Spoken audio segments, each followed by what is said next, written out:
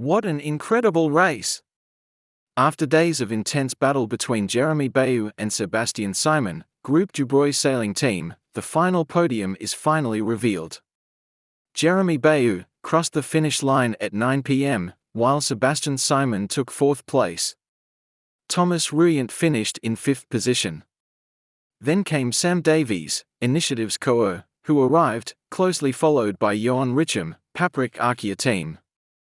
But the race is not over. There are still 20 boats at sea. C'est un Jérémie Beyou particulièrement guerrier qui a défendu sa 3e place de la York-Vendee les Sables-d'Olonne jusqu'au bout. Charal a coupé la ligne vers 21h lundi soir, après 12 jours de mer et avec quasiment 2 jours de retard sur le premier, Charlie d'Alain. Une première place qui, en raison d'un coup météo, est devenue très vite inaccessible pour Jérémie Beyou. D'autant plus que dès le début, on sait qu'il y en a 2 qui sont partis et qu'on ne verra pas, donc pour la gagne c'est cuit. Donc mentalement c'est une course pas évidente et quand on a compris assez rapidement que c'était pour la 3e place, je me suis dit qu'il y avait une autre course en fait, qu'il y avait une course à gagner et que j'allais tout faire pour rester devant et même si ça revenait derrière, finir devant quoi. Donc j'ai vraiment tout mis en ambiance Figaro et ça faisait longtemps que je n'avais pas mis comme ça. Parce que j'avais besoin de ce podium en fait, j'avais besoin de gagner un truc en fait et pour moi c'est une victoire. Moins de 2 heures plus tard, c'est Sébastien Simon qui prend la 4e place pour conclure une très belle course en permanence aux avant-postes. En plus la config de la course c'est vraiment bizarre, c'est pas trop ça que je regarde. Voilà, il y a eu une part d'aléatoire assez importante. Les 2 premiers ont fait une belle course et en tout cas ce qu'on voit c'est que les leaders sont toujours là, quelle que soit la config de la course. Et avoir fait partie des 4 un peu furieux là, qui se sont tirés la bourre pendant toute la transat, ça a été assez incroyable et je peux vous assurer que le rythme est vraiment élevé et je les admire pour ça. Donc ça m'a rappelé mes années de Figaro et j'espère que le Vendée Globe sera avec la même intensité. En tout cas ça donne confiance, c'était une pré-saison très riche et dense. Et maintenant, place au Vendée. Thomas Ruyant a terminé 5e dans l'anonymat de la Nuit Noire pour conclure une course frustrante. Au petit matin, et pour la 6e place, Sam Davies a gagné son match contre Yoann Richomme, coiffé par l'Anglaise après 5 jours d'une belle régate bord à bord. Ces 3 bateaux sont rentrés dans le chenal des sables aux premières lueurs du soleil pour une magnifique parade matinale. Justine Métro, en milieu de journée, a franchi la ligne en 8e position. Pendant ce temps-là, ils sont encore 20 bateaux en mer, l'anticyclone des Açores semble dépassé pour les plus au sud, mais un groupe de centristes doit encore se défaire des petits airs. Une dépression devrait les aider dans les prochaines heures à retrouver des vitesses plus conformes à ces bêtes de course. Les 5 RTU, il n'y a pas de vent du tout. Je suis repartie vers le nord chercher l'arrivée du fond là, qui fait que normalement il y a une petite carte à jouer pour aller essayer d'arriver en même temps, voir devant pas mal de bateaux. J'ai pas dit mon dernier mot. Tous les concurrents devraient pouvoir rejoindre les Sables-d'Olonne avant vendredi soir, date de fermeture de la ligne.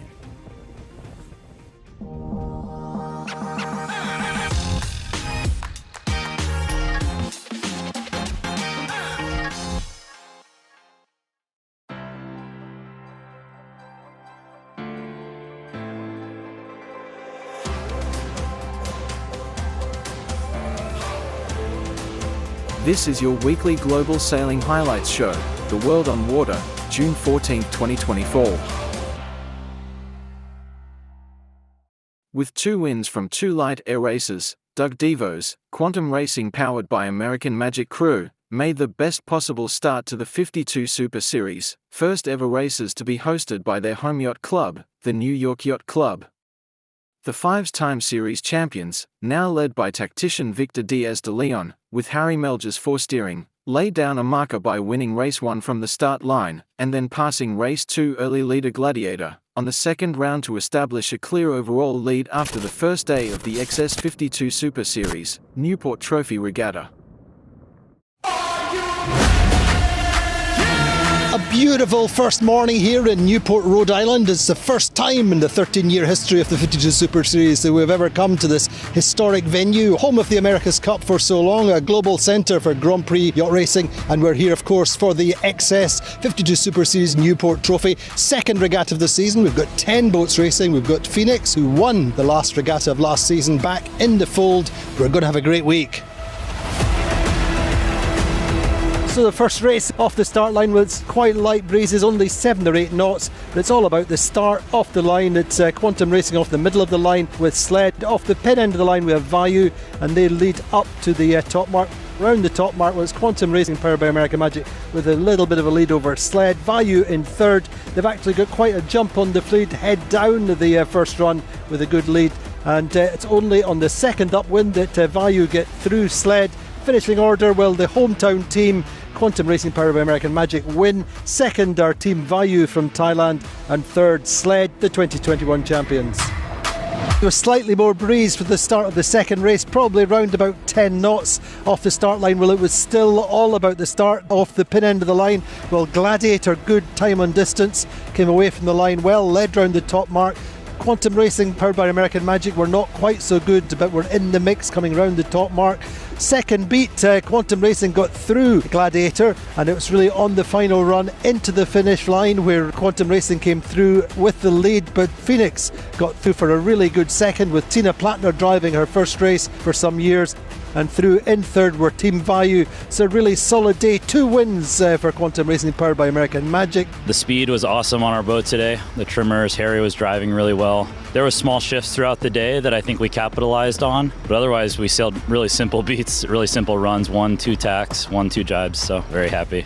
Just strong teamwork, you know. We've been here a couple of days just training and just working on the maneuvers, making sure we're all working together, and it's all paying off. Nice day to start out the event, and we definitely are happy with the results. So after 2 races, Quantum Racing powered by American Magic leading with 2 wins, 2 points. Second Vayu, 5 points, and third Phoenix on 8 points. Well, 2 light wind races, a gentle introduction to the joys of Newport. 2 good wins for the hometown heroes today. Quantum Racing powered by American Magic, but also a strong day for Vayu and also Phoenix coming back into the circuit. 2 different drivers and 2 solid results, lying third overall, but a great day's racing.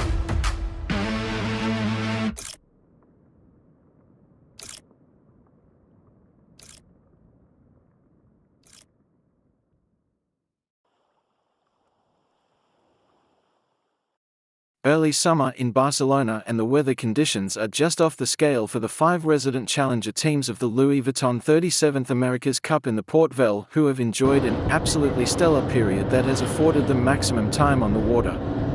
Today, very different conditions with an east-northeasterly filtering in that just built to deliver 10 to 16 knots, but a challenging sea state that was better on the foils than in the chase boats. We're here with Umberto Molineris from Luna Rossa Prata Pirelli. You are trimming on the port side today. With wind from the east, northeast, it was quite inconsistent. Can you break down the day for us? Yeah, different scenario today. We started the day with the light wind, tricky condition, then the wind picked up pretty quick, and then we had 10 to 12 knots with shifty breeze, and yeah, with a bit of chops, and yes. So a really interesting day, tricky condition to sail, and very, very interesting. So you had a new mainsail today. Can you tell us what's different about this? Yeah, well, today it's we carried our second mainsail. Yeah, it's a little different. Obviously, we're trying different kind of main, different setup, and yeah, I think as the first day we're really happy, and let's see in the next days. Is it a light wind mainsail?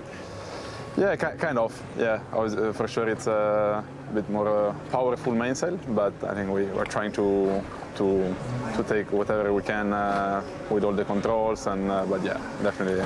So this morning, for a brief moment, we thought we saw some testing of some hardware in the mainsail head. Have you got something other than the inflatable in the head of the sail?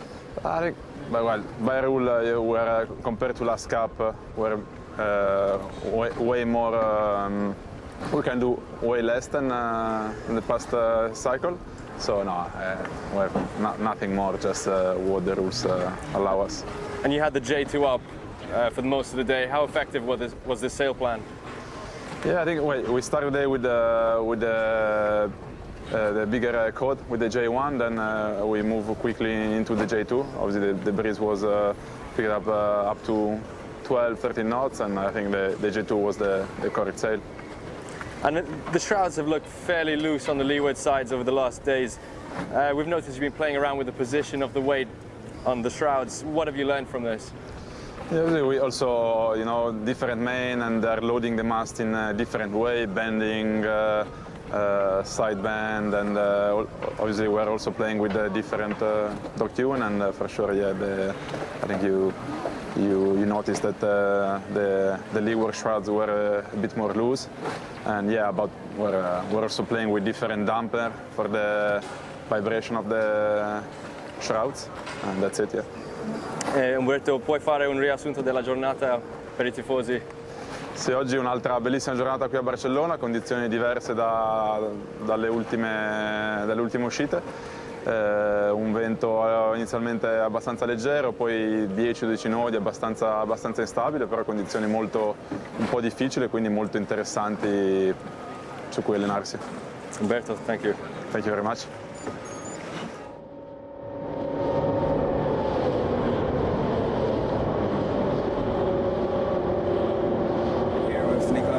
Foil trimmer. Nicholas, can you break down the day for us? So yeah, today was a pretty good day for us. We went out expecting a little bit less breeze, so we put the J1 up, did a few takeoffs, went for our ram up, then the breeze picked up, switched J2, J3, and went into pre-starts with the AC40 like the previous day, so it was pretty good. So in the first part we saw lots of straight line. What was the focus there now? So yeah, it was we only tried our J1 once, so we went for a bit of straight line with it to have a better feel, and then same for the J2, our J2, squeeze every bit of performance we can from the boat, try to understand it better. That was our main focus. You're obviously switching between port and starboard, considering the tiny difference between the foils. How big are those in the trimming? Trimming-wise, it's very hard to feel the difference, and for that we need to spend a lot of days looking at the data and spending hours in the water to make sure we're taking the good conclusion and matching what we feel on the boat and what we see on the numbers. And when you're not foil trimming, I suppose you're mainsail trim?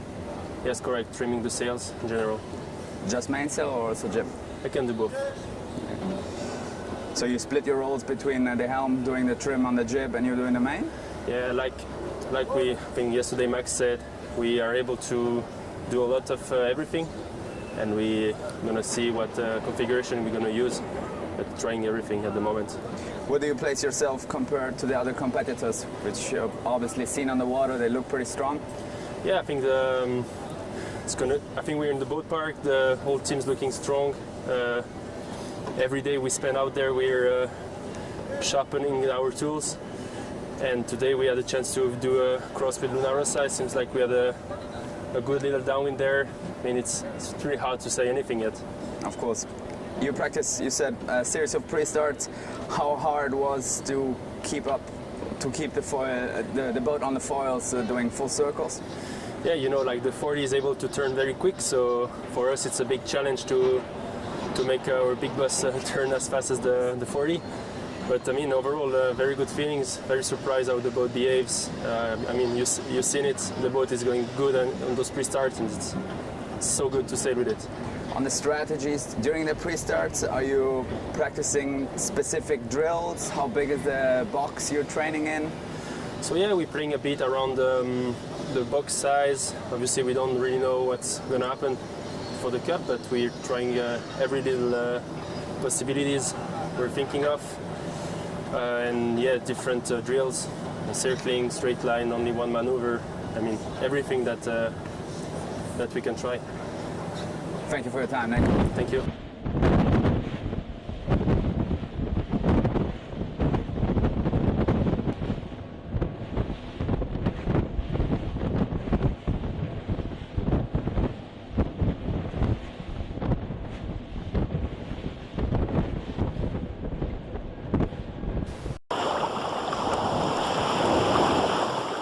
Next stop Point Apide au Guadeloupe, for the Paris 2024 Olympic flame. The Relais des Oceans began on the evening of June 7th with the departure of the Maxi Bank Populaire 11 from Brest. An unprecedented moment in history which marked the beginning of this great adventure for Amel Leclerc and his crew transporting the Olympic flame. Actually transporting the Olympic flame and bringing it to Guadeloupe for the Paris 2024 Olympics coming soon. Oh, wow, that's fantastic. Have a wonderful sail and we'll keep an eye on you. Là c'est le bonheur parce que c'est la première fois qu'on sort de cette cabine depuis qu'on est parti. Il est 19h et on est très heureux d'être là. J'ai l'impression que ça c'est une immense voile, c'est la plus grande voile du bateau. Et on va la déployer parce qu'il y a un petit peu moins de vent. Donc comme il y a moins de vent, il faut une plus grande voile pour pouvoir continuer à aller vite. La grande voile. Là franchement, il va pleuvoir là.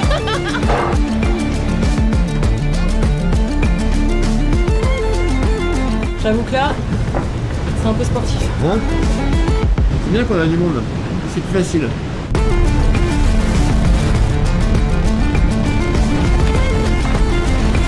C'est Hugo qui part.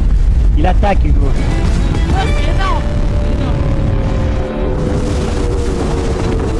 Je trouve qu'on a fait plutôt une belle manœuvre. La mer s'est un peu calmée, le vent aussi. Donc c'est un peu moins violent dans le bateau. Ils sont dans leur rythme de la transat. Et les prochaines journées vont être un petit peu similaires, donc c'est cool, ça fait du bien.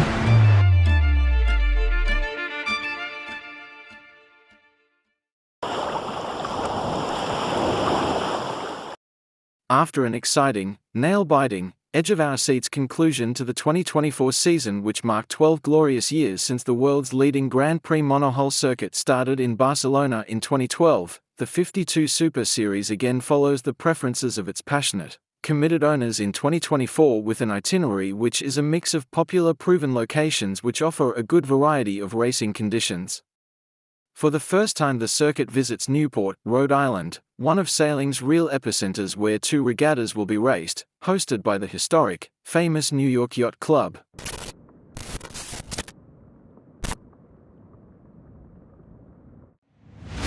Well, second day here in Newport, Rhode Island. Conditions getting better every day. 2 more races, a little bit more wind, a little more pressure. Let's go racing.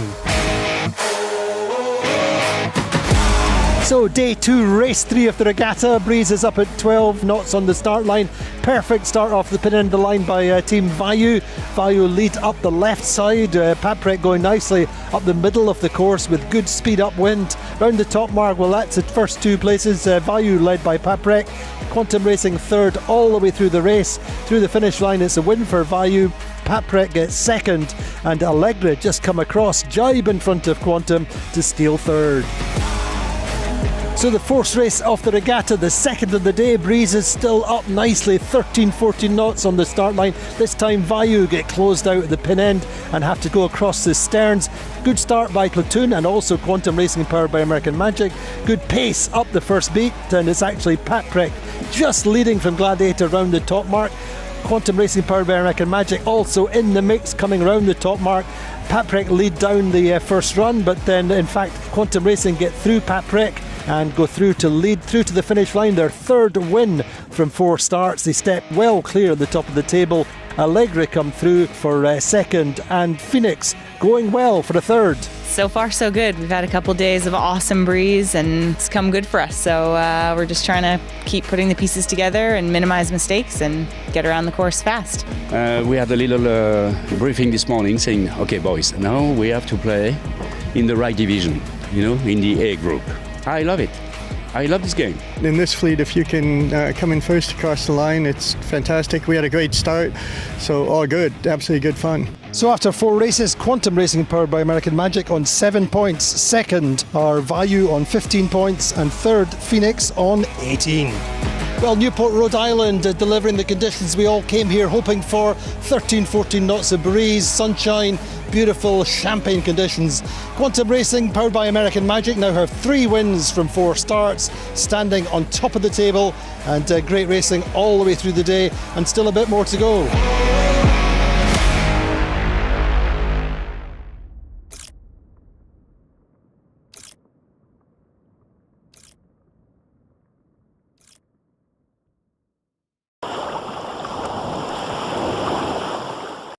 It was busier than the Ramblers on market day out on the Louis Vuitton 37th America's Cup racecourse, with all 5 teams fighting for prime positions and eager to spy the performance profile of each other, regardless of what they may say in interview afterwards. And it was a perfect spying day with a huge variety of breeze through the afternoon, starting at an unsailable 5 knots and peaking at 19 knots by the close of play. Fascinating day in beautiful Barcelona. With Dylan Fletcher, 49er Olympic gold medalist, helmsman on port side on Ineos Britannia. Dylan, another day on the water, how did it go? Yeah, it was a difficult day with the breeze initially, but then it cleared up and we had sort of that nice garby conditions, so all in all a really positive day, I think. Today back to the new rudder, testing different things, sailing with different aids and different pitch angles. Was the day mostly out the rudder? No, the rudder was just sort of in the background. We were getting through, the other test list items, some pre-starts and racing, so yeah, just sort of mixing it up. The boat seems a little bit more faster with this rudder than with the Legacy one. Does it feel the same way on board? Yeah, I'd hope that the new one is faster, but yeah, it feels nice. It was a good day for it. In terms of boat balance and sail streaming, are there big differences when you sail with this rudder compared to the other one? I guess the other one's a bit shorter, so it can be a bit more challenging in the waves, but other than that, it's very similar. And today you had a big range of wind speeds, being very light at the beginning and then in building during the day. Is there any specific conditions in which you may prefer the other rudder over this one? I don't think so. I think we'll always take the new one, it's good. Okay. Then which differences do you feel whenever you maneuver the boat? There's a little bit of differences, but ultimately I guess most of it's down to the rest of the, what we're doing with the balance of the boat, and so it's really in a noise, the rudder. Then moving into the second part of the day, a lot of focus on the pre-starts, and we identified that there were a lot of times in which you were doing maneuvers with both arms down a little bit longer than usual. What is that about? Yeah, we're just practicing a few more things today, and as you saw, just some more turns and just seeing what the boat can do on the free foils, which is a bit more what we've seen in the AC40, so we thought we'd try a little bit of that. Is it possible that this rudder requires the 2 arms longer on the water? I don't think so. Okay. And the last one, we saw that at some point during the day you had to remove the cover from the main screw to do some adjustments. I think the sail team are just looking at how it's setting and the different options back there. I'm sure we'll see plenty of iterations before the cut. Which kind of options are you considering back there? You'll have to ask one of the sail guys, I don't know. I didn't really know it was off. Okay, thank you very much. Emirates Team New Zealand called time on their winter training down in Auckland with some of the finest race training footage seen to date in top-end conditions that puffed up to 25 knots that had the 2 AC40s absolutely at the limit. Now it's time to relocate to Spain. Here chatting with Pete after the final day of the 2-boat testing block for Team New Zealand. How's the overall block goals and how'd you end up? Yeah, it's been an absolutely awesome block here with the 240s while our 75's been shipping up to Europe. So, it's just felt like that intensity's kind of kept ramping up with just practicing different situations in the pre-start, getting more and more confident with the playbook, and then also giving our youth and women's teams a bit of time in the yacht as well and putting them through their paces. So it's been an awesome little period. Yeah, it's been impressive to watch you guys kind of, develop that playbook. Have you been focusing on drill situations over the block, or more just practice racing and seeing how it plays out? Yeah, we've been trying different bits and pieces. It's obviously these boats are incredibly manoeuvrable, so you've got to try and choose the right thing at the right time, and then as a team we've got to figure out how that relates actually to the big boat. It's been a really valuable block, just trying to lay a good foundation to build from when we get to Barcelona. Yeah, brilliant. And really impressive to see how quickly the youth and the women have picked it up. Have you been involved in coaching or helping out there?